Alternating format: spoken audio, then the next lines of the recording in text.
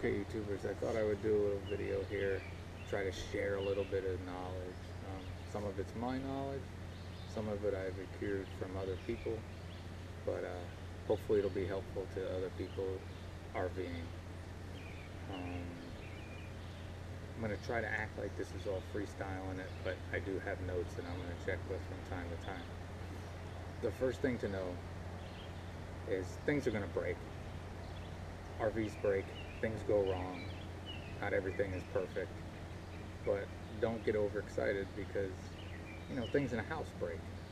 But for some reason when RV stuff breaks, people seem to think it's different or bigger deal than when something at your house breaks. It's not. You will find that newer RVs tend to have things go wrong a lot at the very beginning. So good advice. I've had a couple friends that have bought brand new RVs, and the first few months are often trips back to the dealership because something's not working right. So if you're planning on buying a brand new RV, make sure to do a lot of research into how the company stands behind their product, because that's really important, that they give you a good warranty and that they're actually going to fix things. I can't give you much insight into that because this is a 15, 16-year-old RV, and I don't even want to say, but I've been lucky. Also, something to know, I'm in a campground, and I've said before I tend to do a lot of campgrounds because of the pets, to keep the climate good for them, but people are so nice, and they are so helpful, and they have tons of knowledge. You're going to go to campgrounds and you're going to find people that have been doing this decades, and never be afraid to ask somebody, never be afraid to listen to how they do things, and incorporate some of their stuff could help you a lot. There's wealth of knowledge, especially at campgrounds, and some of the friendliest people you're going to meet because they're relaxing, they're in a good mood most of the time, and they're enjoying, and a lot of people just really do like to help other people. So campground people are a great resource. Always say hello, and always observe that kind of campground mentality where when you say hello or somebody says hello to you, you can tell super quick if it's, I'm going to keep walking, I was just saying hello, or if somebody wants to have a conversation. So subtle little things are pretty easy to pick up when you're at a campground.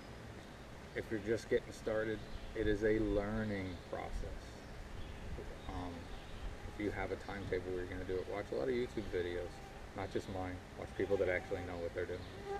But I've learned a lot from watching other people's YouTube videos. I've learned a lot from knowing people that have RVs and asking them this and that and tips. So do a lot of research. Research is always a good thing, but keep your mind open. But it is definitely a learning process. And you're going to find your little ways that you do things, your little procedures for setting up and breaking down, and how you store stuff. Everybody does things a little bit different. And that's a good resource to go to a campground. If you're getting ready to buy an RV, one of the biggest questions is, do you want to have debt or do you want to have no debt? If you want to have debt, that means you're most likely will be buying new, and brand new can be very expensive. I personally am not a huge fan of brand new, but I totally get why people buy them brand new. I think a good idea for a lot of people, if they're just getting into RVing, is start with something used, maybe, or a little bit less expensive. Well, let's go back first. You have to find the right RV for you. You have to know the things that are important to you and do a priority list of what you need. So once you've found the right RV, you may be better served to buy something used, because there's a lot of people, tons of people, that get all excited and they go out and they buy stuff and they go RVing and they realize, this isn't me. It is not what I thought it was going to be. So be prepared for that. That's why I think a cautious approach can be good. If you're going for low budget, older RVs and stuff like that, either have some mechanical abilities of your own, or have some connections that do, because older RVs can nickel and dime you to death. Again, Cousin Eddie's been good to me. So if you're deciding debt or no debt, then you have to obviously work out your finances and know what you can realistically afford, what kind of gas mileage you're going to be, down the road costs. For me, that's a lot of why I went with an older RV, is lower starting price, less money making a payment, and more money I'm able to put into the gas tank. That was my idea. And I am the first to admit that I know, I've knocked on wood what 3 times now already. I know I got pretty lucky, and I got a mechanically sound RV. But just know your finances, be realistic. Every money you save on the RV is money you can spend elsewhere, using the RV and going out. Okay, you know what? You've seen enough of this. I think I'm going to change the venue. I'm going to take you down by the lake and let the lake be behind me. Okay, maybe that's a little bit better. The lake behind me, you can see that, hopefully. We'll get back to it now. Again, I'm making no claims to be an expert on any of this stuff. I'm just sharing what I know, what I've learned, what others have taught me. I'll go on to know what you need to take with you, which if you watch some of my videos, you might laugh at me, but even for a small Class B, I carry quite a bit of stuff, and I still have plenty of storage room. I try to go through every now and then and say, okay, when's the last time I used this? Am I taking this for a purpose, or am I just burning gas with extra weight of stuff I'm carrying around? But, and I would suggest most people do that, go through all the stuff you're carrying in your RV from time to time and find out what you need and don't need. And when you go places and there's kids playing and having a good time, it's easy to get irritated, but just enjoy some kids around you having fun. Don't let it get mad, even if you're trying to make a YouTube video. But just never be afraid to ask somebody else. Never be afraid. They might have something that you think is the greatest idea in the history of the world. Or they might do stuff that you think is just silly and inane. But it's always good to find out. I will say some of my favorite ideas that I've tried to share before are those Save the Planet grocery type bags. They work great for me, for clothes and for clutter. Just having those, I can't go on and on about how much I like those. My other idea that I won't claim to have invented it by any stretch of the imagination, but I haven't seen anybody else do, is taking those noodles that you would use in a lake like this, the long noodles, and cutting a slit in them and putting them over your awning poles. I tell you, I've walked into so many awnings in the past, and since I did that, it helps me see it and it protects you. So those are a couple of my ideas that I think are pretty good. You're going to drive around, you either know where you're going, or you might even be driving and see a sign for a campground and go, you know what, let's stop and stay here. And they're going to put in big letters, free Wi-Fi, great Wi-Fi. Most people that have RV'd a lot know that's normally a lie. That the Wi-Fi you're going to find at most campgrounds is usually pretty slow, if not non-existent. You'll find on countless times where they'll say, well, it's down right now. So if you're traveling and Wi-Fi is very important to you, for either you're working, you're going to go RVing and you plan like, I can work remotely, as long as I got internet, I can work anywhere. Well, if that's your case, you may want to invest in your own Wi-Fi, either hotspots or different services that you can get. Don't trust Wi-Fi at campgrounds, and when you do have it, be grateful. If you have your own Wi-Fi, always check when you go to a campground if they're claiming they have Wi-Fi, and if it's decent, use it while you can, save your own bandwidth. But I've found usually it's not very good. Or I've also found, like at many campgrounds, they'll say free Wi-Fi, and you get great Wi-Fi, but they give you a limited amount of bandwidth each day. I went to one place in particular that I watched one Netflix show. I think it was a half an hour, 45 minutes, and I went to do something else. And nope, you're all done. That's all the bandwidth you were allotted for that day. So keep that in mind.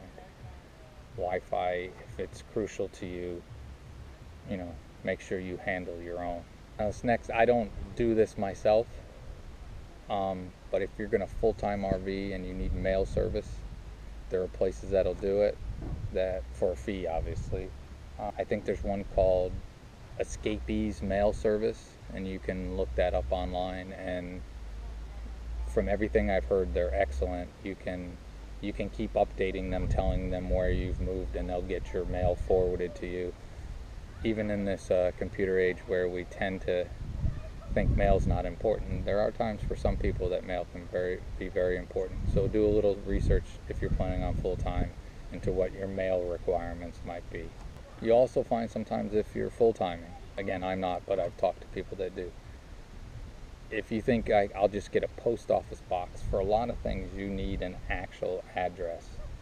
So my plans are when I do more of that, I have family that I can say, well, this is my address, and they can get a hold of me with anything that's important. But if you don't have that, there are services that do that too. I think South Dakota, there's something about South Dakota that how they have things set up, that there's a couple companies there that can do that whole address thing for you. You can register your vehicles there without actually even being in state. So either Google, South Dakota residency laws or something like that, or South Dakota residency services, and there's a couple different companies there that, from everything I've heard from people, are just awesome, that could help you out quite a bit. So establishing an address and having mail service can be very important to people if you're planning on full-timing and you're planning on moving a lot. Okay, some other things that people are always worried about. A lot of people think, well, I'm going to miss my family, my family's going to miss me, and that kind of thing, which is true. That those things will happen a little bit. But you have to realize your families have lives just like you do. And a lot of people think, my family's going to think I'm nuts if I just pack up in an RV and take off. I've found for me, my family's pretty envious. Most of my friends don't look at me like I'm weird or anything like that. They look at me with a lot of envy because they'd like to do the same thing. So if you keep in mind that they have lives as well, and that, again, in this wonderful world of the internet, I'm getting eaten alive here by sand fleas or something. But in this wonderful world of the internet, you can keep in contact with your family and friends a lot more than you even realize. And sometimes when you stop and think, how often am I seeing them now? And you have an RV, so you can always decide to swing by your family, your extended family. It can actually make your visits with them better in some ways. There will be times when you get out there where you kind of miss your family a little bit, but overall, I think the life experiences far outweigh that, and you're still connected in this world. Unfortunately, at times, it seems like we feel like we have to be connected to everybody all the time.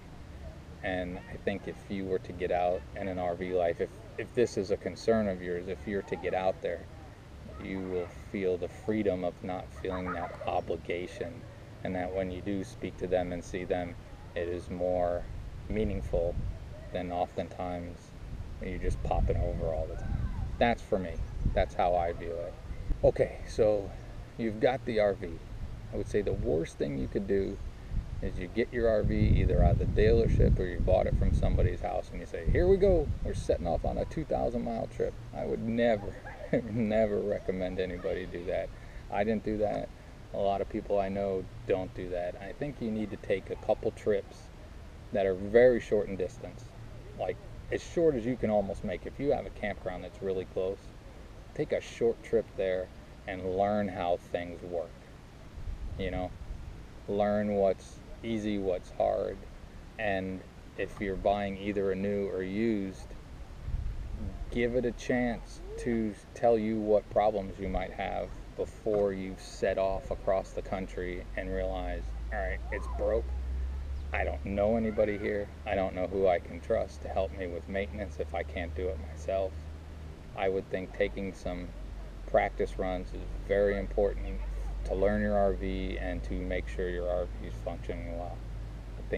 I think that is a key to really know what you're doing. Now, if you've had a few RVs and you're getting a new one, sure, you probably don't need as many trips to do something like that, but I think it's good advice for a lot of people to make sure you know the systems before you're off out in the middle of unknown places. Okay, so again, we're at the point you've got the RV. Get on the internet. Get that bucket list built. Find the places you want to see, the things you want to do, the reason you bought the RV. Everybody's going to do it a little bit different. I don't do a lot of boondocking. I want to do more. I've done some, but for me, having animals, and if you have animals, it's going to change how you RV. But use the internet to get out there so you can find the places you want to go. You will find most of the time, unless you're going to like Yellowstone or crazy places, you can usually find a campsite. Either, if while you're driving, somebody's on the phone tracking down a campground you want to talk to and calling them up, make sure they have any slots or something like that. But usually it's not too difficult to find an RV slot, unless again you're going to some major areas. Yeah, that's that. But I'm going to expound again. Seriously, build yourself that bucket list. Build yourself that place you want to travel to, and then check them off. It don't have to be a mission. It just has to be, oh, we're in South Dakota. I've always wanted to see the Black Hills. Here we go to the Black Hills, or whatever it may be. Another thing I will say, when you're traveling, don't go to McDonald's, don't go to chain restaurants, don't go to all the familiar things. Go where the locals go. When you're out there, have a little bit of adventure to your adventure, and see what the locals eat. Because all over this country, you go places and there's local cuisine and local things that will just add to your adventure. I got a family member who, every trip he goes on, he doesn't tell me much about anything other than the food he ate. For a lot of people, that's really important. So get out there and experience some different things and some awesome things. And if you've watched, again, many of my videos, you know the eating part is very important to me. Okay, this may sound silly to some because a lot of people may turn their nose up. I don't know if they all will, but you're driving along, you get to a new state, you cross the state line, stop at the information center. I know a lot of people don't do it, but when you go in those, there's a lot of information. There's a lot of stuff you can know. If you're planning on staying in that state, if you're just passing through, obviously you're just passing through. But there's a lot of information centers. That's why they call them an information center. But well worth a stop. Well worth ideas of things you might not even have known. You see a little flyer or somebody tells you something. Oh, you're just coming in. You've got to go see this. Something you didn't know about, and it might make for the best trip you've had. I would say keep a diary or make YouTube videos. Whether you post them or not, you make videos for yourself. That's cool too, if you don't want to do something like this. But record what you're doing. Remember what you're doing so you can look back on and smile down the road when you remember a great experience you had somewhere. Another thing I've heard from some other people that made a lot of sense to me, I haven't done it as well as I should have, but almost have like a business plan on your RV adventures. All successful businesses have a good plan, short-term, long-term, all that kind of thing. Find out how you're going to fund this. You might be retired and have enough money. You might need to work. Workcamping.com is a great place to go. Some places will give you a free campsite, or they'll pay you, and some will do a little bit of both. So a good plan can really come in helpful. If you're traveling as a couple or as a family, everybody's got paddle in the same direction kind of thing. You need to be cognizant of other people. If you get someplace and you're there for a while, and one of the people there just, I don't like this, I don't want to be here, it's not fun for me, Well, don't don't start an argument. Work together and find the next place to move on, because you might be that same person. And if I guess it just has to be an agreement, especially for people that have families. The most successful RV couples I've seen, that's what they do. They're really in tune with each other, because again, you're in each other's face 24/7. It's not like when you live in a house and you both go off to a job. You're with each other all the time. So you have to be extra sensitive to other people's feelings and needs. And successful RV couples and families really make that a cornerstone of what they're doing. And you'll find a lot of times with people that are traveling on their own, it's because they might be a little selfish and they want to do what they want to do. But you can't be that if you're in a group traveling. You have to really be open to each other. Another topic is, especially if you're at a campground, or if you're wherever where you're around other RVers and you see somebody struggling and you think you can help them, offer them your help, because it is a great way to pay it forward when you've learned stuff. And if somebody offers you help, be receptive, because again, I think I touched on this earlier, you're going to find this community, whether it's online or whether it's out there in the real world actually doing it. Most people are not about just complaining about things. Most people feel good when they get to help somebody. So do that, participate in that, pay it forward when you can, and be grateful for any assistance you can get from somebody. I've told people before in videos that, if you're not overly mechanical, just make sure you have the tools, because you can go to a campground and you can go someplace and you will find lots of people willing to help you if they're able to. You can spend a lot of money and go to a garage and have somebody try to fix something, or you can tap on resources that are right there. And payment might be beer, or it might be a dinner, to help somebody. And you may find that can be the best way you're going to make friends that you may contact all the time, that you may bump into each other off and on for years. I know in my videos I really don't show a lot of other people, and that doesn't mean I don't talk to and I don't interact with a lot of people. I've met some great people along my travels. I just don't really put it on YouTube. I'm gonna hope they're gonna stop screaming for a second and we'll keep going. But I'm not angry. Remember, I said don't get angry. People are having fun. Okay, for me, since I've been doing this, I've found in many ways that I'm living life. It feels much fuller than I was before. I got flies around everywhere. He's crawling all over the GoPro. But I really do. I feel like when I'm out doing this, I'm living life much better than I was before. And then when I go back to the house because I haven't made that full transition to full-time yet, I spend a lot of my time reliving and then planning for the next one. So this is a way to really live a full life, to really experience things, instead of, a lot of us anymore seems that we're stuck watching reality television or just having things fed to us and not experiencing things enough.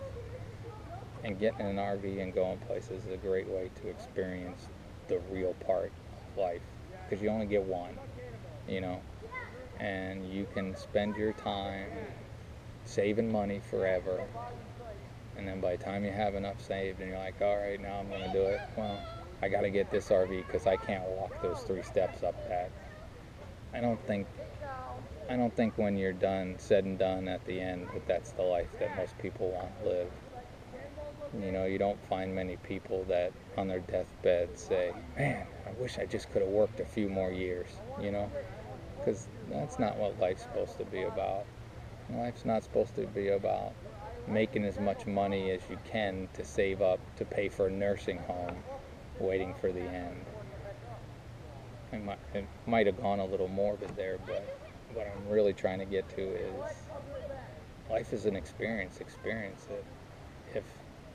If you can't do it yet, that's fine. Just keep taking little steps to get you on the path you want to go, because you're watching this video about RVs, so I would assume that you're interested in RVs. And whatever way you want to do it. Again, I touch on, I do mostly campgrounds because of the animals. When I boondock, it's usually just a few hours sleeping, a couple times in a Walmart. I'm not a huge Walmart person. No offense to those who are, because we're all different. We all do the things we want to do. I'll hit a truck stop and sleep for 4 or 5 hours, and then I'm just carrying on. I'm not doing a lot of urban van dwelling, which I really think is cool. I wish I would have done years ago.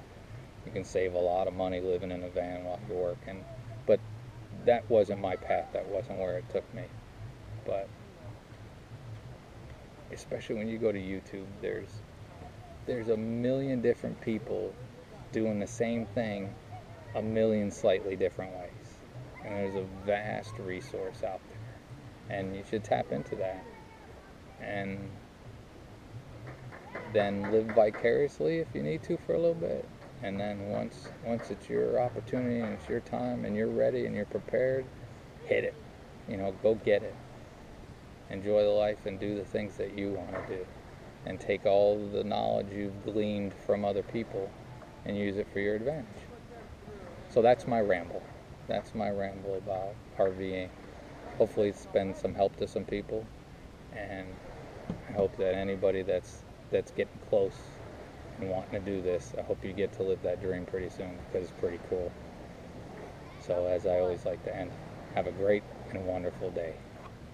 And the most common question there is, I have the perfect answer.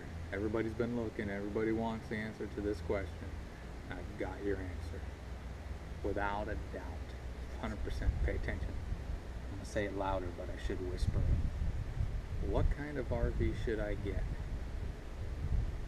Ready for the perfect answer? Whatever's best for you. Whatever suits your needs. A, B, C, you drive it.